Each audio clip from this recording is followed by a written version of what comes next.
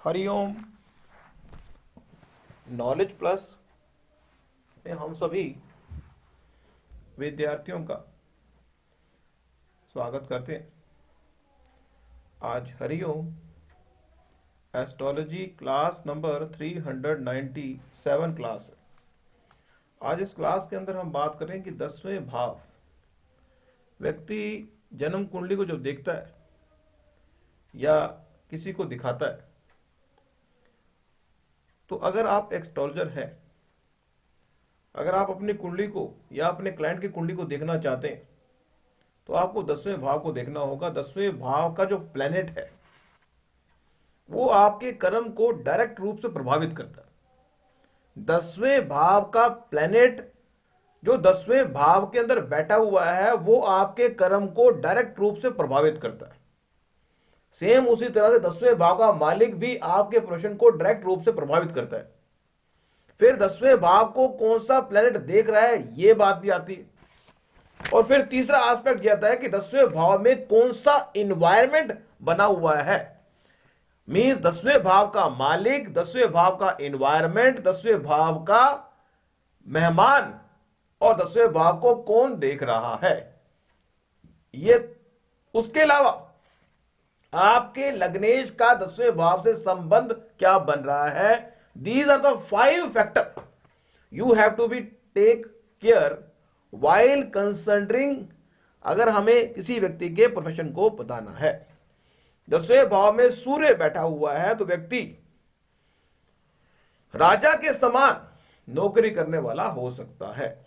10वें भाव में चंद्रमा बैठा हुआ है तो व्यक्ति शांति प्रिय तरीके से काम को करने वाला हो सकता है। अगर 10वें भाव में मंगल बैठा हुआ है तो उस स्थिति में व्यापारी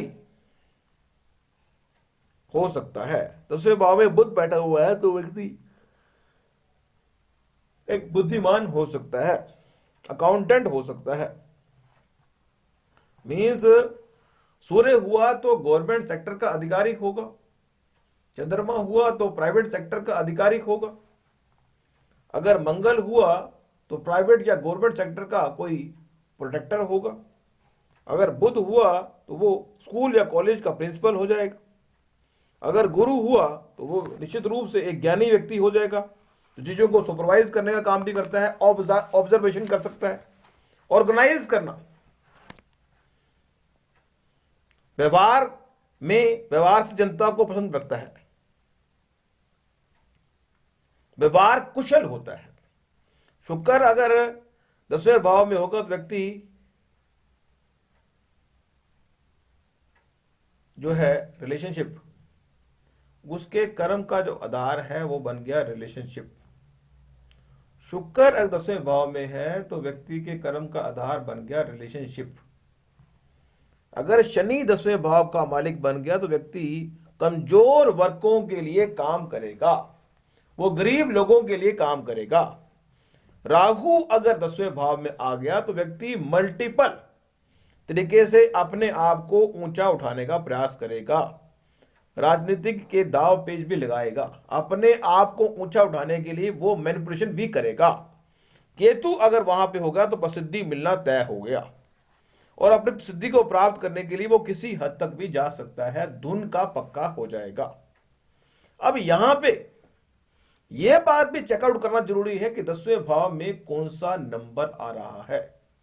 10वें भाव में अगर 1, 5, 9 नंबर आ रहे हैं तो निश्चित रूप से जातक 1, 5, 9 नंबर आ रहे हैं तो निश्चित रूप से जातक इंजीनियरिंग के फील्ड में, स्टील और लोहे उद्योग के फील्ड में, ऑटोमोबाइल उद्योग में काम करेगा। मींस ऐसा प्रोफेशन जहां पे आग का रोल आ गया है।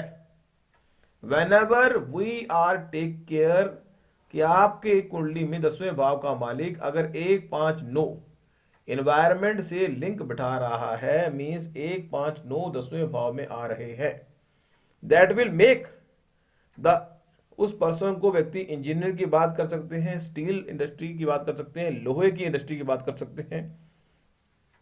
मेष राशि में चंद्रमा, मेष राशि में चंद्रमा हो तो ऑटोमोबाइल, मंगल और बुध हो तो मैकेनिकल इंजीनियर, 10वें भाव में अगर वायु राशि आ जाए, अब आप कहेंगे कि वायु राशि मतलब 3, 7 और 11। 10वें भाव में अगर वायु राशि आ जाए, मीन मिथुन आ जाए, तुला आ जाए, कुंभ आ जाए, तो व्यक्ति दार्शनिक होता है, लेखक होता है, चिंतक होता है, वैज्ञानिक होता है, शोध कार्य में काम करता है। मीन्स कहने का मतलब यह कि अगर वायु एलिमेंट जो है 10वें भाव को प्रभावित कर रहा है तो व्यक्ति दार्शनिक होगा, फिलोसफर होगा, लेखक होगा, चिंतक होगा, वैज्ञानिक होगा। 10वें भाव में तुला राशि हो,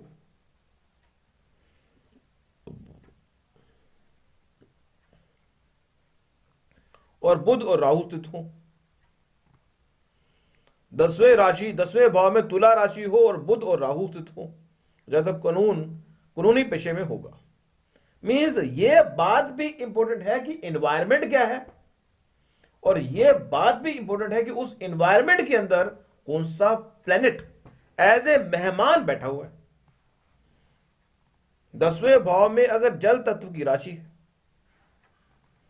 10वें भाव में अगर जल तत्व की राशि है तो व्यक्ति रासायनिक क्षेत्र में, जीव विज्ञान में, डेयरी फार्मिंग में, शराब में, जल सेना में, जल विद्युत कार्य, मीन्स जल का किसी तरह से भी जल का जो अवलोकन है वो आ गया। क्योंकि हम पता है कि एस्ट्रोलॉजी में या तो जल या वायु या अग्नि, जल वायु अग्नि और पृथ्वी, 4 एलिमेंट। 10वें भाव को अगर पृथ्वी ने प्रभावित किया,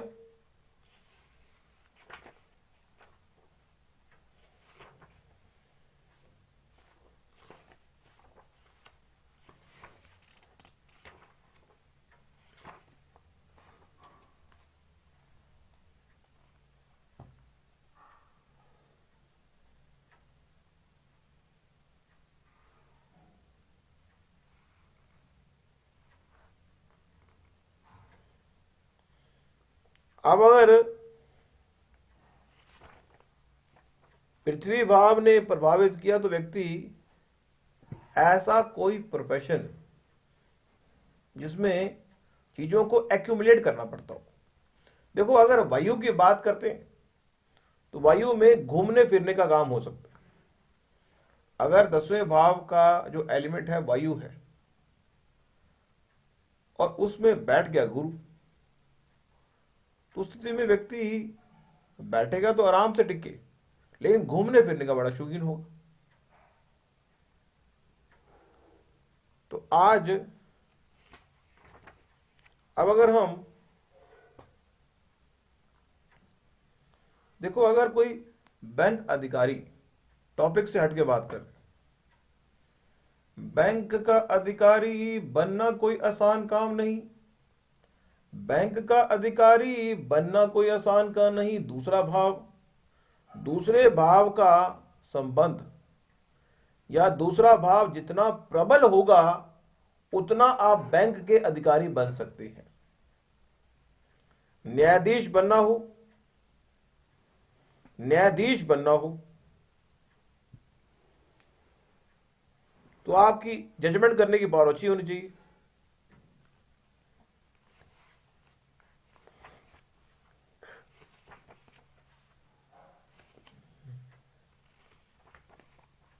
तो आज की इस टॉक में इतना ही। नेक्स्ट टॉक में कुछ और जानकारी देंगे।